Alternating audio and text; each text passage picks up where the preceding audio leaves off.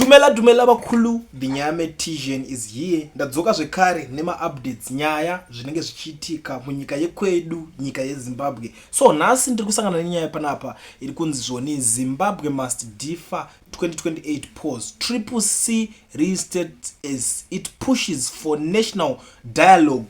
Ma-MP aya vasvika pakukukostai, pakukuparirai imimi. This time around vanhu ava vakutofaitira kuti kusaitwa election 2028. Why? Because they know kuti vakangobvuma kuti riitwe vese zvavo vari kubuda mabasa, because kuma votes kunoku hakusina munhu anenge achada kuvavhotera. And ZANU-PF yagara ina tsitsi, usafungidzira kuti ichazoti huyai tichazokubatsirai kuti kana kuti muzoriga munoda kuriga against candidate yavo, vangatowinisa dzavo candidate. Saka vari kuziva kuti pari kupisa ipapo pa 2028. That's why iko zvinezvi vanzi vakuda kupusha kuti panzi national dialogue something nyaya dziri kungoitika. Muri yeZimbabwe information yakaita seiyi kana ndatongoya nayo zvamuchazoitawo zvazvemusoro wenyu, inini pangu ndatosakura ndazunza ndatopedza nemiso. I know kuti vanhu vakawanda vari kutobvunza kuti kulenda kunonoka kupedza, ari kupedza nguva iko, toda kunzwa ma-audios. Da kusiya muchiteerera audio of the day zvinhu zviri kuitika. But the most important thing, kana uchinge une zvako zvekutaura, nhamba dzinenge dzichibuda pascreen ndo basa radzo, unokwanisa kungosenda ipapapa tosangana nema-audios amunenge muchazokanda. So zviri zvanhasi, sarai muchiteerera irori. Mr. Jeff Judah, zvanotaura knowledge yayo iripo, unayo ruzivo unago, but kahama hakuna kana nyika isina muvuyi. Natonza zuta dezvukuzve marudzi wasiyana nazvo, because kana yavakarwa angari mabranda namabwidi namamumbwani vakarwa vave musango, they were involved kuti tisvike pano patiri. Chatingangocheme chete ndichokuti hatisi kutongwa zvakanaka. Hakuna kuti hazvina mhosva ndiani ari kutonga, asi chatinoda kutongwa zvakanaka, umwe neumwe achigona kuwana chaanowana. Mabasa oitika, vana vedu wana chikoro, wana nzvimbo dzakanaka zvechikoro, wana mabasa, zvese industry yedu yoshanza zvakanaka, but zvemarudzi shamwari hazvina zvazvinotibatsira. Haungambohwini kana iko kuRussia kurorwa, hazvo kuti maRussians ega arorwa.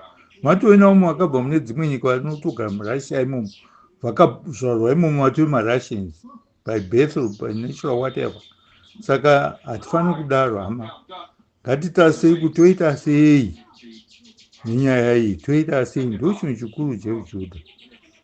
Izvoku zvemarudzi izvi imunoziva Mnangagwa asi kutamba naye. Mnangagwa imhondi.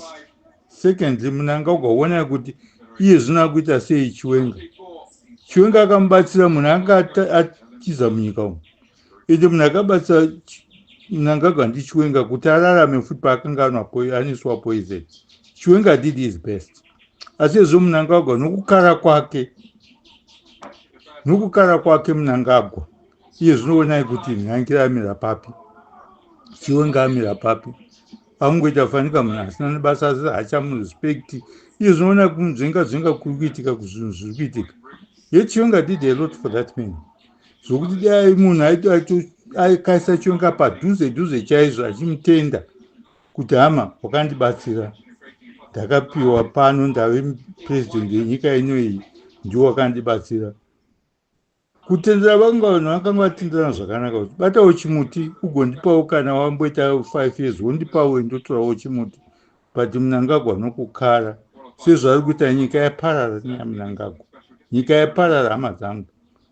Hapana pasina, iye zvino nyika haina mari, but ivo vane mari, kuitira kuti vanosvipika vaite sei, vashandise vachingopa vanhu mari kuti vanhu vaite zvisina kunaka, varamba vachingovatevedza vachingoita saizvozvo. Ndizvo zvinhu zvatinofanira kuita saizvozvo zvekujuda, kuti vanhu ngatibatanei, tibvise munhu aripo, tibvise mhando, especially ZANU-PF. Ngaibve ZANU-PF hama dzangu. Ndizvo zvatingoitarisira kuti dei zvazvagona, kwete edu vamwe tiri kutora panapa tachembera, hakuna kuti tingaita sei. Dei tai tichiri kunzwa, hai vakomana, zvinhu zvaide zvichifamba napamwe, zvotakabva noko zvino, hei, zvakurema kuti utange zvekuti ungazvigona hazvichaitiki.